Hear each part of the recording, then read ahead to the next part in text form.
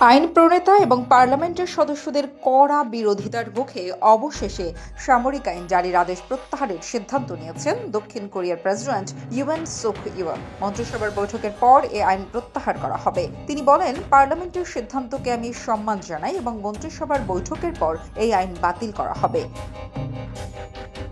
দেশটির স্থানীয় সংবাদ মাধ্যমের বরাতে বিবিসি জানায়, সিউলের মন্ত্রিসভার সামরিক আইন প্রত্যাহারের প্রস্তাবে সায় দিয়েছেন ইউন। অবিলম্বে আদেশটি বাতিল করা হবে। মঙ্গলবার আকস্মিক মার্শাল ল জারির আদেশ মেনে নিতে পারেননি দেশটির আইন প্রণেতারা। পরে পার্লামেন্টের ৩০০ সদস্যের মধ্যে ১৯০ জন ভোট দেন এর বিপক্ষে। এর আগে মঙ্গলবার প্রেসিডেন্ট ইউএন কমিউনিস্ট বাহিনীর হুমকি মোকাবেলার অজুহাতে জরুরি ভিত্তিতে সামরিক আইন জারি করেন।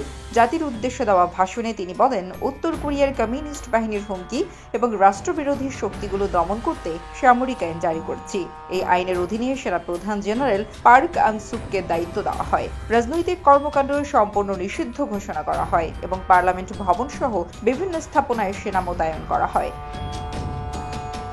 সামরিক আইন জারির পরপরই দক্ষিণ কোরিয়ার পার্লামেন্ট ঘিরে উত্তেজনা ছড়িয়ে পড়ে। পার্লামেন্টের বাইরে বিক্ষোভকারীরা প্রেসিডেন্টের পদত্যাগ এবং গ্রেপ্তারের দাবি জানিয়ে স্লোগান দিতে থাকেন। এক পর্যায়ে সেনাবাহিনী পার্লামেন্ট ভবনে প্রবেশ করে এবং ভবনের উপর হেলিকপ্টার নামাতে দেখা যায়। এর মধ্যেই ১৯০ জন আইন প্রণেতা নিরাপত্তা এড়িয়ে পার্লামেন্টে প্রবেশ করেন এবং সামরিক আইন বাতিলের পক্ষে ভোট দেন।